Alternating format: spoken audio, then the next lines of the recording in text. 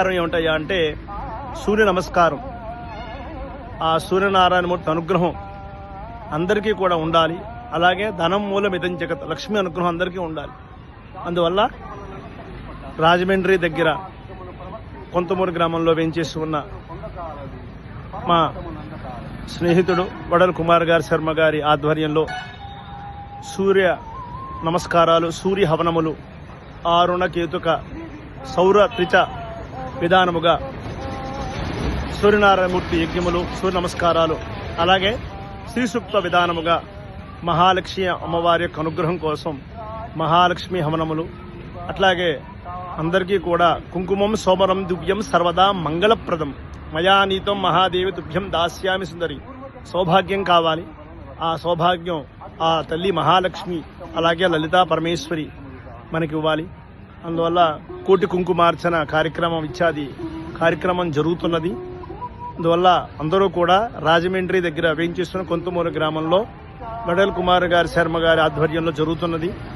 అందువల్ల భక్తులందరూ విచ్చేసి ఆ సూర్యనారాయణమూర్తి అనుగ్రహం, అలాగే సూర్యనారాయణమూర్తి తీర్థం, అలాగే లక్ష్మీ అనుగ్రహం, అలా కుంకుమ అర్చనలో పాల్గొని ఈ 15 రోజులు కూడా జనవరి 19వ తారీఖు నుండి ఫిబ్రవరి 1వ తారీఖు వరకు కూడా ఈ కార్యక్రమం జరుగుతుంది.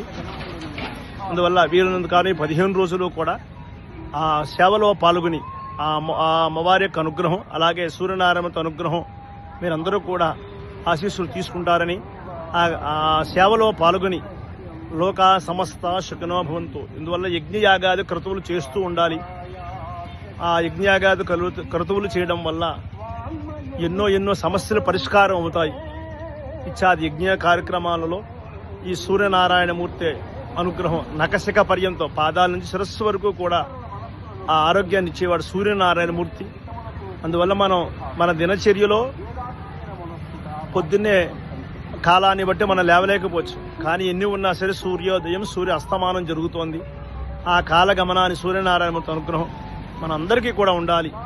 అలాగే ఈఎంఐ ద్వారా ప్రతి నెల కూడా ఎంత సంపాదించినా కూడా ఈ రూపేణ ఆ సొమ్ము అనేది వితరణ అయిపోతుంది. అందువల్ల అవన్నీ కూడా సమస్యలన్నిటికీ కూడా పరిష్కారం లక్ష్మీ అనుగ్రహం.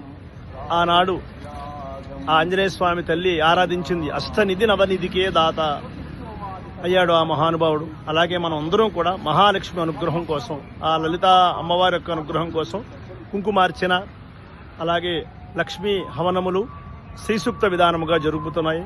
అందువల్ల భక్తులందరూ విచ్చేసి కార్యక్రమంలో పాల్గొని స్వామివారి కృపకి పాత్రలు అవుతారని కూడా ప్రార్థిస్తూ జై శ్రీరామ్.